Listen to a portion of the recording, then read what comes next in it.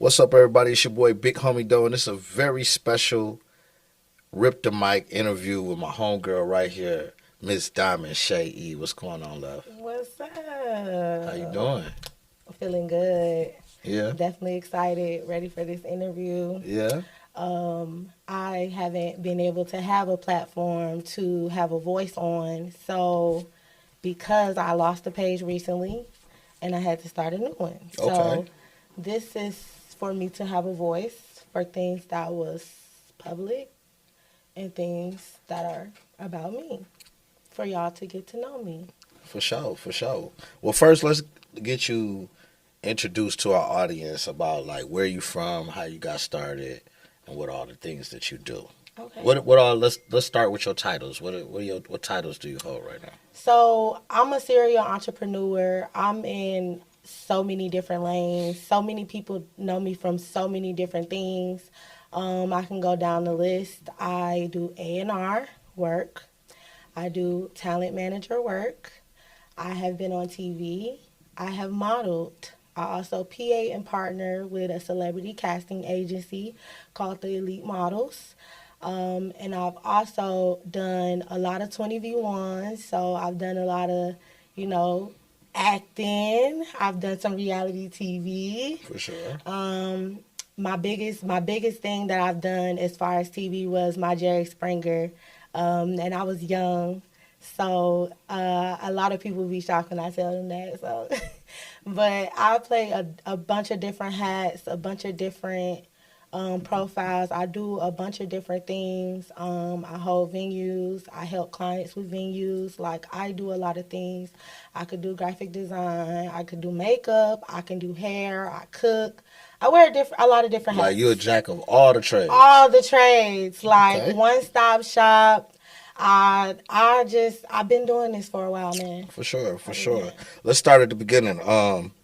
Where did your journey as a serial entrepreneur begin? Where did that start at? When I was 18. And I'm gonna say when I was 18 because I went to college and that's where I kind of started at, and I got my billing and coding degree, and I was actually working with children's dentistry, front desk. So that's kind of where I met my first artist at, and it's Okay. crazy. A lot of people don't know that. You met your first artist at a A dentist. dentist. She was Okay. a dental assistant. Word, word. And she was super dope. I'm actually gonna name drop her because we still have a relationship. Okay. So Karma. Okay. So me and Not Karma. Karma Life. No. No? Karma Rose. Oh, Karma Rose. I'm Yes, sorry. Karma Rose. Shout out to Karma Rose. Yes, she was actually the first artist to put me in a music video. So she gave me my first video vixen role. Okay, cool. Yeah. Dope, dope, Yes. dope, dope, dope. Um, what kind of environment did you grow up in and how did it shape? The type of environment I grew in, it was just always me, my mom, and my sister. My dad was not there. He was in Ohio, but he was always communicating with us and stuff like that. So my mom was single. She just took care of me and my sister. So I was raised up pretty good. She always made sure we had transportation, a roof over our head. We was always good. She took care of us. She always kept us on our toes, and she showed us how to be leaders Word. and Shout not out to have to moms. depend on nobody, and you know, just be handle your business as a grown woman, For sure. no matter what obstacles I face. Dope. So yeah. Before you became a manager, a video vixen and an A&R and much more, who were some of the people that you worked with? I have worked with Karma Rose, The Fat Girl, Mia Money, FNG No Love, which is Finesse Two Times Brother, Live Karma Life, Scorch Flames, Frank Awesome. The list goes on. It's other artists that I work with. I'm part of a label. It's like 50 of them, so I don't want to go down that list. But I do work with a lot of people in the industry that has been artists. Word, word. How's that? Is it just artists that you focus on, or is it? I'm in all hats. So I deal with actors. Mm, I deal with models. I deal with motivational speakers. I deal with whatever you feel like your business need managing for, I can execute. Word. And that's just Talk your what it shit. is. Talk your And shit. I don't lack in my business. I make sure everything is handled professionally. I communicate. I follow up. And if I forget something, God forbid, I'm a human. But I do what I got to do for whatever role I'm in. Right. Okay. Okay. What was some of the biggest obstacles you faced early, and how did you navigate through them? So It's a lot of stuff going on when you're managing artists, so I know. I went through an obstacle. I'm gonna start back from. I had good experience with Karma Rose. Shout out to her. I know I keep name dropping you, girl, but you really set the path of how to be treated in this shit. You know what I'm saying? Right. But my defects and issues really started when I was a background dancer. So I did choreography, y'all. I was a dancer. I was the Fupa Fairy. And a lot of you may know what the Fupa Fairies is. I don't. Please explain. Okay. What is a Fupa Fairy? So Fupa Fairies, we were dancers behind the Fat Girl. Oh. And she took us to like all her different sets that she got booked at. Shout out to Fat Girl. Shout out to her. No hate against you, but I do got to speak on some stuff that was We'll get into that. We're going to get into that. But I was a Fupa Fairy. A lot of the girls on the team, they really didn't gravitate to me in a welcoming way. Once they got to know me, they kind of just started having a dislike towards me. I don't know what the shift was. I don't understand the shift. But I just always knew I was more closer to Fat and her best friend. And at that time, her best friend was Shamar's ex-manager, Kay. Okay? Okay, I know Kay. So those were like the girls that I called every day. Kay was in a dancing group with y'all too? No, she was like trying to be the manager over the group.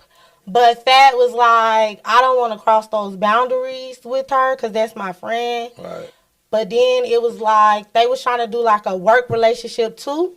So it just got like all over the place in a sense, like with their relationship.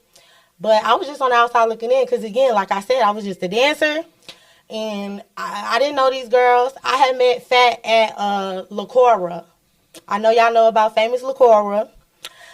We had met in the bathroom, and that's how I ended up becoming her dancer. So with that being said, I really didn't know them, but I gravitated towards them more than the dancers. Word. So that was really kind of where my obstacles started changing because they probably seen that I was like a little bit closer to them than I was with the dancers. So, you know, it'd be like times where people would feel like, oh, you hanging with the big dogs. You ain't trying to be with us. I don't know what it could have been. I'm not saying they was hating on me because I really don't know where that place came from that it turned like it felt like everybody was against. It felt like that to me. Right. So they make it say like, oh, Diamond, we weren't against you, but it felt like that. Because when I would walk into meetings, it would be like, they would be like, oh, let's talk about, and then they would try to drill, make it about the people, but they would be drilling the fuck out of me. The fuck out of me. But I came into the dancing stuff, letting her know, like, I'm not a choreographed dancer, but this is something I will do for you. You know what I'm saying? What I like to do, because I was always open and vulnerable with that. What I like to do, I like to manage. I'm real organized. I'm business oriented. I could play the assistant role. Like, I was very upfront with her, but this is something I would try. Right. You know how you just let somebody know, like, okay, let's do this. This will help with my career just like it'll help with yours. Let's do this together because I'm a girl's girl. I want everybody to win. Right. So whatever role I have to play, I'll wear that role. Right. Okay. So, with having those obstacles and with dealing with the management, coming into the group, feeling like everybody was drilling against you, how did you manage with limited resources and uncertainty or lack of support in the beginning of your career? I had my girlfriend. We've been together 4 years. Her name is China. She helped me. She Okay. told me, leave that shit alone. You don't got to do that. You better than that. Woo, woo, woo. If they want to be like this, fuck, woo, woo, woo. You know how your partner is. Yeah. And I just kept saying, no, I'm going to stick it out. I'm going to do what I got to do. And then Kay was kind of in my corner, too. Fat friend was in my corner. And she was like, trying to keep me around, too. Like, you could do this, we fuck with you. Like, stay around. She was encouraging me, too. So it was just like, I had really started to grow a relationship with these people. So I didn't want to just leave them due to the effects that I felt because they were always there to be an ear as well. So I never want to forget that either. For sure, for sure. Was there ever a time when you almost gave up, and what kept you going, if it was? I wouldn't say gave up because I'm not the type of person to just say I'm giving up. I would say that I looked for the next opportunity because God stops nothing that I want to put in front of my path. For sure. So no matter if you think that I can't do this, I'm going to go somewhere and show you I could do 10 times better than what I was doing the first time. Yeah. So, Where you get that determination from? Because my that come mom. from like, you got to have some certain things in your background to strengthen your confidence in yourself. A lot of people don't have that confidence like that. Where did that come from? It came from my mom. I'm telling you, it came from my mom. Watching her do everything by herself every single day. Cook, clean, homework, taking me to school, making sure I'm good, making sure this is done, making sure that is done, yard done. Like, we had a house. Yeah. So, trash, everything. She paid all the bills by herself. She did everything by herself. Like, she was determined to make sure her kids were straight no matter what it was. Word. And she still do to this day. Shout out to all the black mothers that's out there raising kids. It is a struggle. Yes. For yes. real. So, Definitely recommend that. That was Commend definitely that, I'm sorry. That was definitely my inspiration. I'm For not sure. gonna lie. And looking back now, what would you say was your first like real win, your real first breakthrough into this game? My first big win, I can't say a viral video is a win because I'm still working on my own viral shit. Yeah. So, cause everything I've done has numbers on it. You know what I'm saying? So